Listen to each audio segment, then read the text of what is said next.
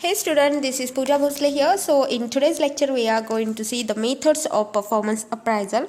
In the last lecture we have completed all the portion related to performance appraisal.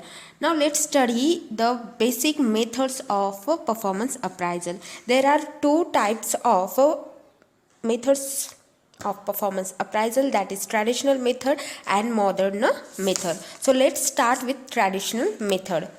See, there are different types of traditional methods in which we are going to start with the ranking methods. Okay, see, ranking method is the oldest and simplest formal systematic method of performance appraisal in which one employee is compared with all others for the purpose of placing them in a simple rank order of worth. Okay, तर या ठिकाणी आपण सर्व एम्प्लॉईजचं काय करत असतो तर comparison करत असतो तर एकमेकांसोबत, आणि त्या पद्धतीने आपण हायेस्ट टू लोवेस्ट या पद्धतीने काय करणार आहोत तर त्यांना अरेंज करणार आहोत, रँक करणार आहोत. पहा, या ठिकाणी तुम्ही the best to the worst पर्यंत आपल्या सर्व एम्प्लॉईचं काय करू शकता, रँकिंग करू शकता.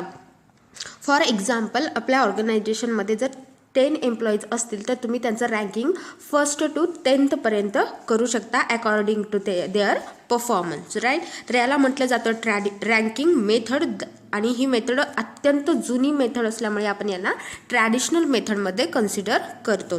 Now see the paired comparison method. तर पेअर्ड कंपॅरिझन मेथडमध्ये काय केलं जातं पहा, each employee is compared with other employees on one basis, usually based on one trait only. Okay, तर या ठिकाणी विशिष्ट असे जे गुण असतात कुठल्याही एम्प्लॉईजमध्ये, तर त्या बेसवरती आपण काय करत असतो तर या ठिकाणी कंपॅरिझन करत असतो. तर या ठिकाणी पेअर्ड बनवले जातात आणि त्यांचं कंपॅरिझन केलं जातं. Okay, see the rater is provided with a bunch of slips each containing a pair of names. The rater puts a tick mark against the employee whom he consider the better of the two.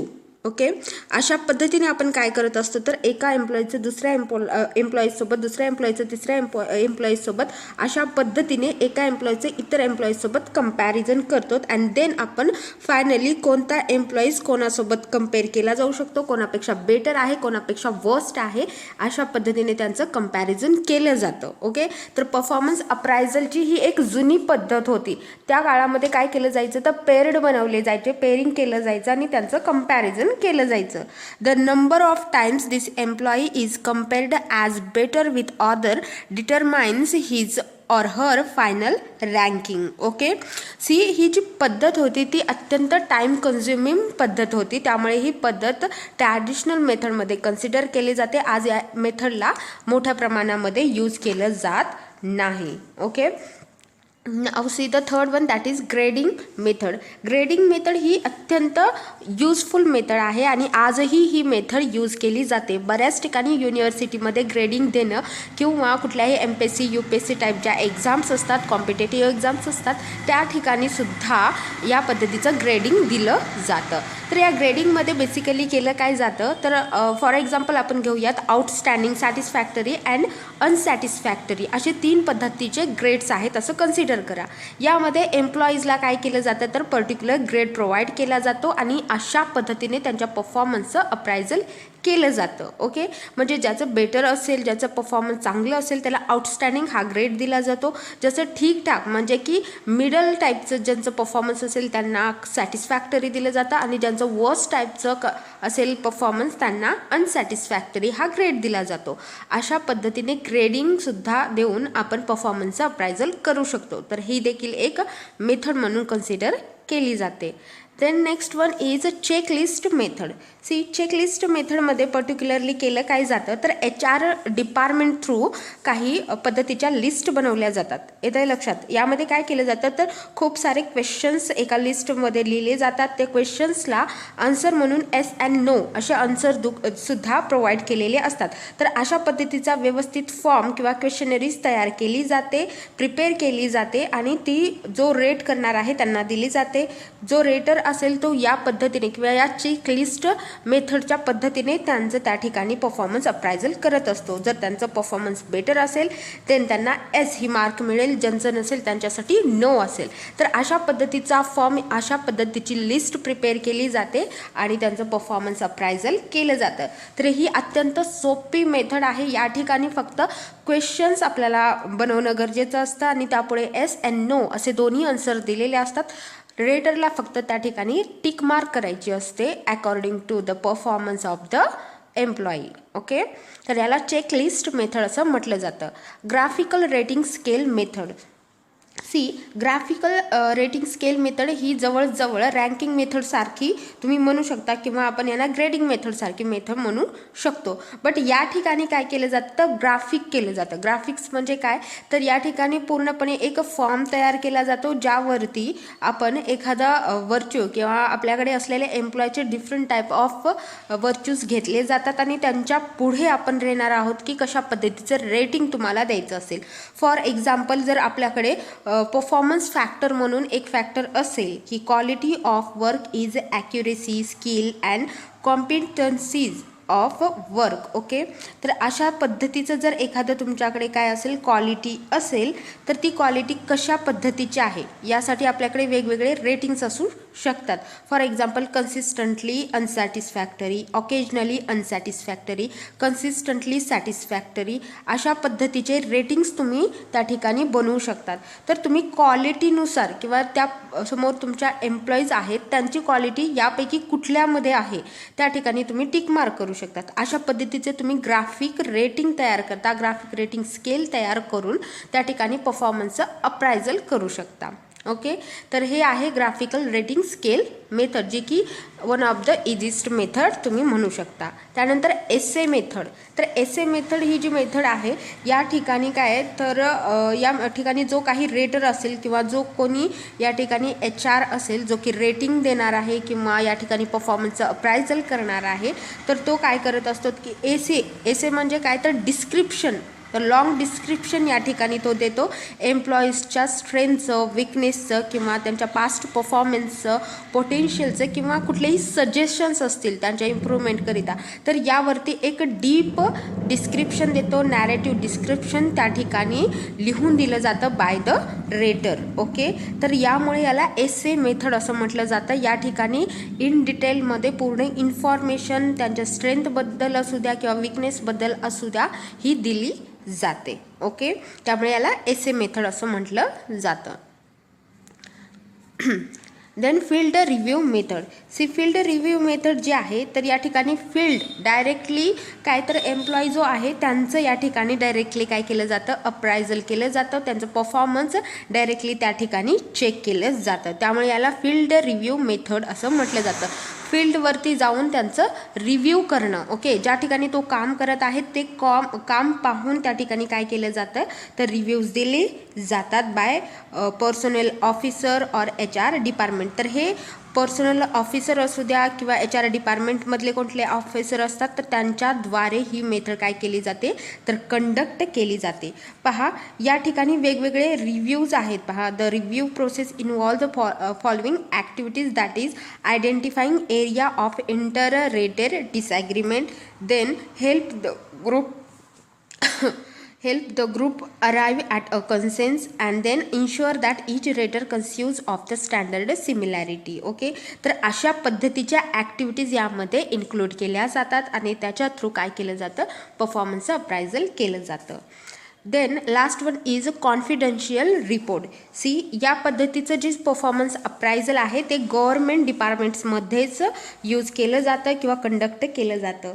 Evaluation is made by the immediate boss or supervisor for giving effect to promotion and transfer. Usually, a structure format is devised to collect information on employee strength, weakness, intelligence, attitude, character and attendance. Okay, तर या पद्धतीचं evaluation करण्यासाठी त्या ठिकाणी काय केलं जातं, या पद्धतीचा रिपोर्ट प्रिपेअर केला जातो.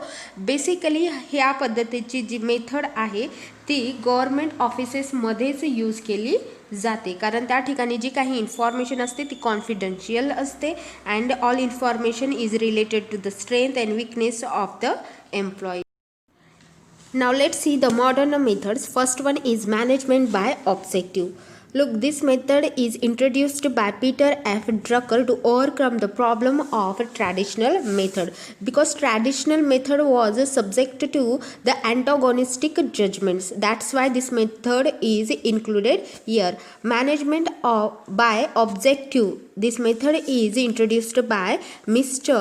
Peter F. Drucker. According to him, management by objective is a process whereby the superior and subordinate managers of an organization jointly identify its common goals, define each individual's major areas of responsibility in terms of result expected of him, and use these measures as guides for operating the unit and assessing the contribution of each of its members. Okay, in other words, stripped to its essentials, MBO requires the managers to get specific measurable goals with each employee and then periodically discuss his or her progress towards these goals. Okay, तर या मेथडमध्ये basically काय केलं जातं, तर जे सुपेरियर्स आहेत ते इतर मॅनेजर्ससोबत पर्टिक्युलर गोल डिसाईड करत असतात, जे की आपल्या ऑर्गनायझेशनचे आहेत, जे एम्प्लॉईजकडून एक्सपेक्टेड आहेत.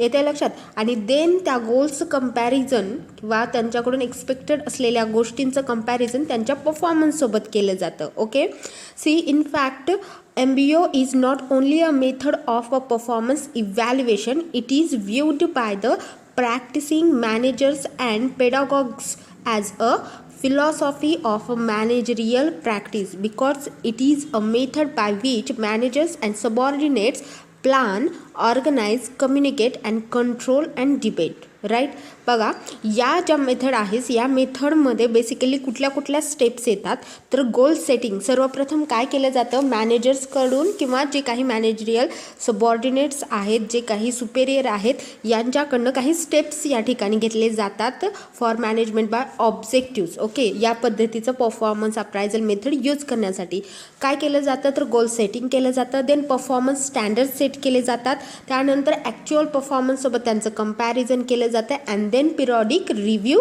घेतले जातात किंवा दिले जातात. राईट, तर अशा पद्धतीने या ठिकाणी परफॉर्मन्स अप्रायझल केलं जातं in management by objective method. त्यानंतर नेक्स्ट मेथड आहे behaviourally anchored rating scale. Okay, the problem of judgmental performance evaluation inherent in the traditional method of performance evaluation led to some organization to go for objective evaluation by developing a technique known as behaviorally anchored rating scales. Okay, तर या सगळ्या ज्या traditional मेथडचा जो problem होता तो solve करण्यासाठी या ठिकाणी या पद्धतीची मेथड ही 1960मध्ये यूज करण्यात आलेली होती. पहा, bars are description of various degree of behaviour with regard to a specific performance dimensions. Okay, तर या ठिकाणी काय केलं जातं, जर वेगवेगळ्या बिहेवियरच्या ज्या डिग्रीज आहेत त्यांचं व्यवस्थित डिस्क्रिप्शन या ठिकाणी दिलं जातं. येत्या लक्षात, तर या पद्धतीमध्ये किंवा यामध्ये जे काही आपल्याकडे एम्प्लॉईज आहेत त्यांचं परफॉर्मन्सचे जे डायमेन्शन्स आहेत त्यावरती फोकस केलेलं आपल्याला पाहायला मिळतं.